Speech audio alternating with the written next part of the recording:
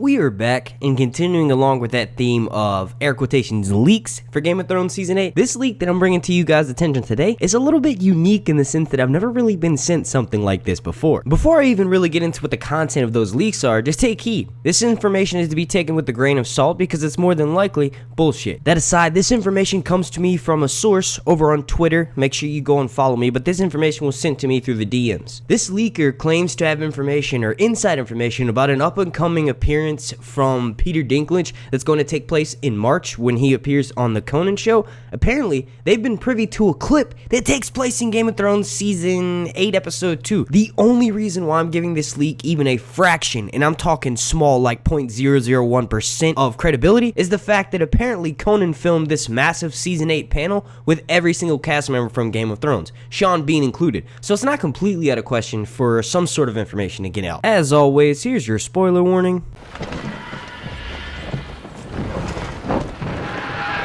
Before we get started, please slap a like on this video as the like goal is going to be 420. Also, make sure every notification's turned on so that way you get alerted every single time I drop a Game of Thrones video throughout this long night. And the next part, this is the most important part, please make sure you're subscribed so that way you have guaranteed entertainment throughout this long night. Okay, so I want to preface this by saying as I did a bit of research. Now, for the most part, nighttime talk shows or like late night shows like Conan O'Brien and Jimmy Fallon and Jimmy Kimmel, they don't really announce their guests until like a few days before they come on. Mainly, this probably has to do a lot with the actors or the guests' scheduling conflicts. Like, they might have some other shit going on, so they have to move time aside, and they sort of want to leave it open for, who's going to come on. Now, there has been several shows that do announce their guests a week in advance, but for the most part, not 3 months, like this information claims to be. Like, this appearance is supposedly going to take place in March. I was not given the exact date, but like I said at the beginning of this video, the only reason why I want to give it a shred of credibility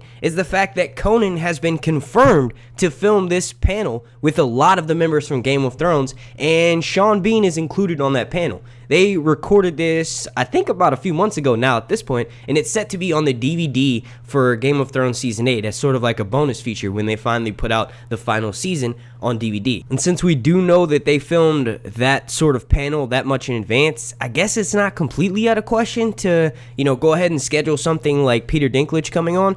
I was told a while back that March was going to be the premiere for Game of Thrones Season 8. It was mentioned in this article that the person who was given a tour of the set was taken to this set in March of 2018. I, of course, misread that and thought it was March 2019, but since then, I've actually been sent several different leaks that kind of coincide with each other, all from different people mentioning how the premiere of Game of Thrones Season 8 will in fact be the last Sunday in March. Now, obviously, that's not 100% set in stone, but I will say it is weird that 3 different sources gave me, pretty much similar information to when this next season is going to be coming out. But jumping into the actual spoilers here, and I just air quoted the shit out of that, but apparently this is a Conan show clip that's going to be scheduled for March 2019. The guest is Peter Dinklage. Now, this clip includes a 30-second scene from Episode 2 of Season 8. The episode title is supposedly going to be called The Lone Wolf, and we're also given a synopsis of the episode. That reads as follows. Jon Snow faces enemies from all around, Daenerys learns the truth, and Tyrion realizes his destiny. Now, there's no mention of Cerseis in that little synopsis, but the clip is described as a scene in which Jon and Tyrion are talking in a dimly lit room. Jon mentions how this information could level the playing field against Cersei. Tyrion responds with, "I'm not certain it is the truth, but the one redeeming quality of my sister is that she's always loved her children." The scene ends with Daenerys entering the room, and both Jon and Tyrion seem to immediately hush up.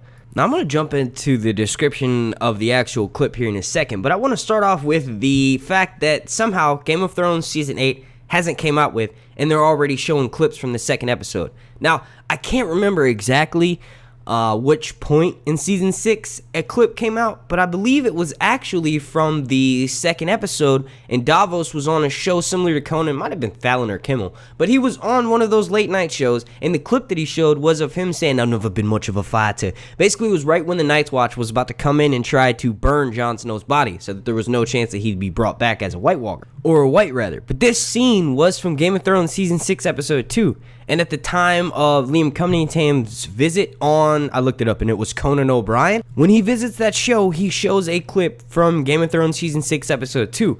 At that point in time, Season 6 hadn't even premiered. So the fact that this leaker is saying that, Tyrion is scheduled, or Peter Dinklage rather, is scheduled to be on Conan O'Brien sometime in March with a clip from Game of Thrones Season 8, Episode 2, that kind of lines up with previous seasons. But obviously, the most common red flag that is getting thrown up is the fact that this information is coming out so early. How could they have, seen this clip already? And we haven't even gotten as much as an actual teaser for the show.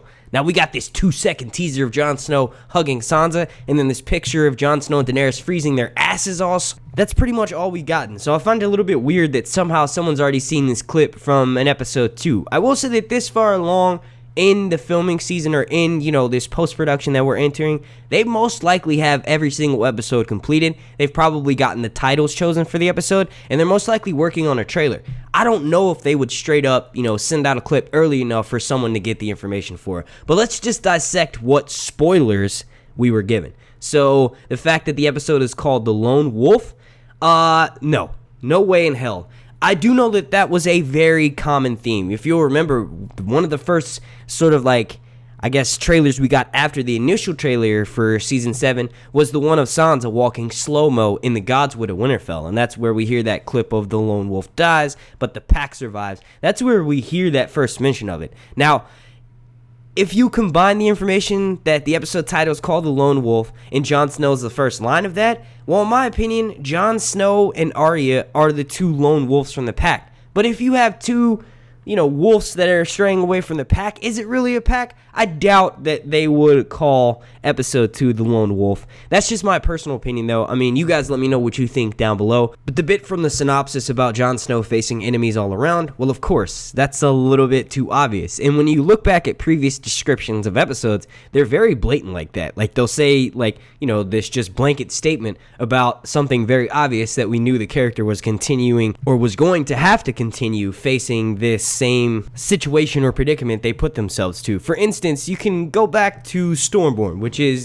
Season 7, Episode 2. Listen to this description. Daenerys receives an unexpected visitor, Jon faces a revolt, and Tyrion plans the conquest of Westeros. Now, obviously, those are things that were going to happen. We know Daenerys just got to Westeros, so we know she's most likely going to be getting someone who she's never met, or someone who she just doesn't expect. And then, obviously, we have Jon Snow in the north, and he had apparently planned on going to Dragonstone, and we knew that most of the people in the north were not going to really be okay with that. Then you also have Tyrion planning the conquest of Westeros. We know Tyrion is somewhat the mastermind behind Daenerys' conquering strategy at that point in time in Westeros. So that description just sort of laid down that groundwork for what we already knew what would happen. So now let's go back and look at it again. Apparently Jon Snow faces enemies from all around. Daenerys learns the truth, and Tyrion realizes his destiny. Now the only difference between this description and that description of Season 7, Episode 2 is that this one is a little bit more blanket. It kind of just leaves it more open for interpretation. In my opinion, Jon Snow facing his enemies from all around, that would be the Night King, Cersei, and then also maybe some enemies on the home front who disagree with him bringing Daenerys and two massive dragons, along with the horde of screaming raiders, reapers, and pillagers, all to the gates of Winterfell. And then the next line is Daenerys learns the truth. That could be one of two things. I think the first thing could be that she finds out about Jon Snow's true lineage. I don't know why the episode description would include her finding out about that and not Jon Snow, so it makes me believe it's more of the second option, which is the fact that Daenerys finds out about what truly happened to Jon Snow at the Night's Watch, like maybe how he was killed and brought back. I don't know if Melisandre's going to be brought into play this early in the season, with it being episode 2. But if she is, she could be the one who delivers that information to Daenerys, because we do know that Davos tried to say that last season when Jon first met Daenerys, but Jon stopped him. So I doubt Davos would go, out of his way to go and tell Daenerys this information that Jon definitely wanted to keep secret. Another option, however less unlikely, could be that it's referring to Daenerys finding out about what actually happened to Viserion. Now, the last line of the description is that Tyrion finds out his destiny, or Tyrion realizes his destiny. Now, to me, that's one of the most credible lines from this, episode 2 synopsis. If they're going to lay the groundwork for Tyrion's betrayal, which honestly was set up way early on at the beginning of the series, and then also more so in Season 7, but if they're going to continue that storyline with maybe Tyrion going out by being executed by Daenerys or one of her close followers, if they're going to go along with that, they have to start laying clear as day groundwork in that. So episode 2, if this is legit, and Tyrion is said to realize his destiny, well, that could be that he's not meant to be by Daenerys' side. Maybe he's meant to help her reconquer Westeros, but for the most part, he's a Lannister and always will be a Lion. I mean, we could tell from season 7 that he definitely, even though he hated his father and Tywin arguably deserved death for what he did to Tyrion, Tyrion still has great remorse for that. So maybe one of the ways that Tyrion thinks he can make up for this is by helping out Cersei in the long game. What exactly might that be, you would ask? Well, I've actually theorized about it in several videos. As always, check the description down below to go and watch those. But for the most part, I theorized that if Tyrion is to betray Daenerys, the one way he could do so is by freeing Cersei after she's captured. I doubt Cersei's going to get a quick death, whether that's by dragon or by the Night King.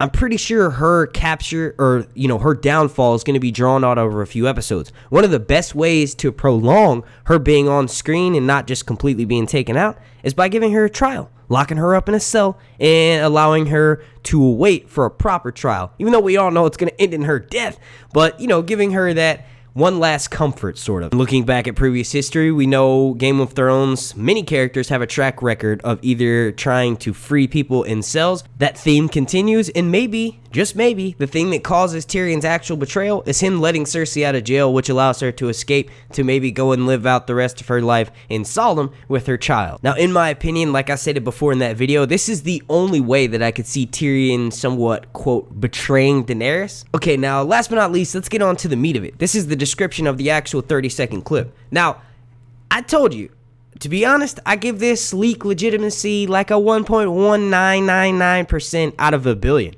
So that's like it's most likely horseshit, but we are entertaining it in this video. So I'll read it one more time. Tyrion and Jon are talking in a dimly lit room. Jon mentions how this information could level the playing field against Cersei. Tyrion responds with, "I'm not certain it is the truth, but the one redeeming quality of my sister is that she's always loved her children." The scene ends with Daenerys entering the room, and both Jon and Tyrion seem to immediately hush up. Now, it's pretty cut and dry what they're alluding to Jon and Tyrion are talking about in this scene. It could be one of two options. I'll mention that second option in a second, but the first one, the main one, is that Tyrion just told Jon that Cersei is with child.